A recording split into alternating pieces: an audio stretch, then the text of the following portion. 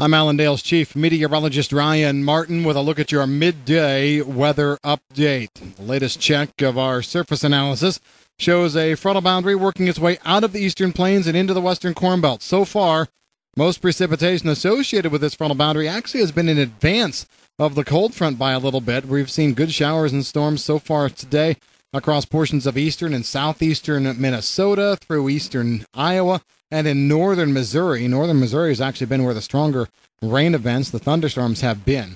We're going to keep a close eye, though, on the front as it exits the plains here later this afternoon completely.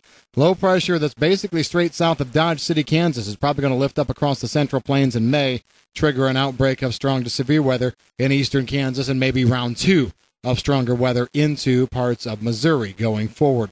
The midday model runs, not exceptionally exciting at this point. The GFS continues to be the massive cold monger for this weekend.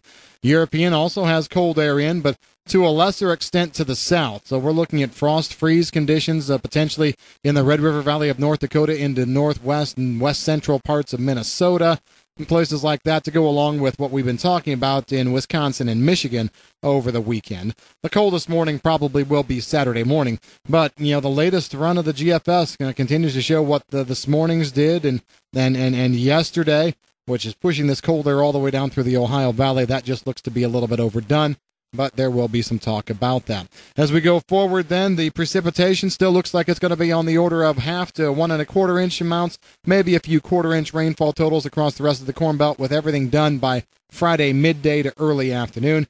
We might have to deal with a little bit of wraparound moisture holding on in Michigan and the Great Lakes region even into Saturday morning, but not much. We're going to be seeing the coverage about 80%, so there's no real significant change in that. Going through next week, I'm looking for mostly dry weather through the first part of the week. Maybe some scattered showers then developing as we hit midweek, 7th, 8th, down along the Ohio River Valley, and seeing that develop into a better scenario for the 9th and 10th across the entire Corn Belt. I'm still liking 1/2 to 3/4 inch rainfall totals, coverage about 70% of the Corn Belt as we go toward the end of next week. And this will be as another cool air push starts to come down in. The GFS continues to show a fairly significant frost impact over the Corn Belt, especially from I-80 northward as we go through the end of next week and into the weekend. So the 12th, 13th, 14th, we'll keep an eye on. European says it's going to be cold, but again, doesn't take it quite as far south as the GFS does. At this point, I guess I'd say there's probably some risk in the upper Midwest and maybe into parts of Iowa, but it's not going to be of a complete hard freeze. I'm more liking just maybe some patchy frost out there. And I'll state, as we've stated the past few days, at that point in time, we're talking in Iowa, October 13th, Springfield, Illinois, normal first frost date. Our average first frost date is the 16th. So, yeah, we're going to have some later fields that maybe are not quite the maturity yet that might get dinged if we do see a real big push of cold air. But nobody should be surprised by this either, as we are now, here within the next week or two, right in line with your average and normal first frost dates. So that should be something that's taken more of a grain of salt as well. Shouldn't be a big deal at this point.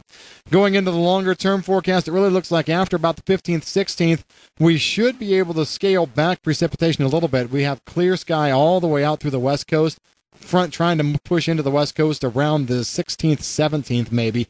So that would maybe set us up for some better precipitation in the last half of the month. But what I'm noticing here is every time we've got moisture coming in, we follow it up with at least 4 to 5 days of dry weather or more.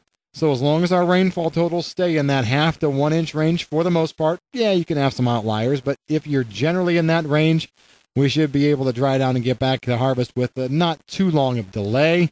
And I think that's the way the forecast seems like it wants to go right now. We can always change things up. We can always inject more moisture in here, but as it stands right now, some delays. We'll see those here this week, and then we'll have a window.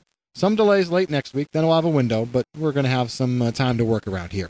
If you've got any questions on the weather in the meantime, give us a call at Allendale. We're, again, watching the cool air for this weekend in the upper Midwest and Red River Valley, eastern North Dakota, western Minnesota, and then Wisconsin, Michigan, and then the following weekend, a little bit farther south in the Corn Belt, but still probably not much farther south than I-80. I'm Allendale's chief meteorologist, Ryan Martin.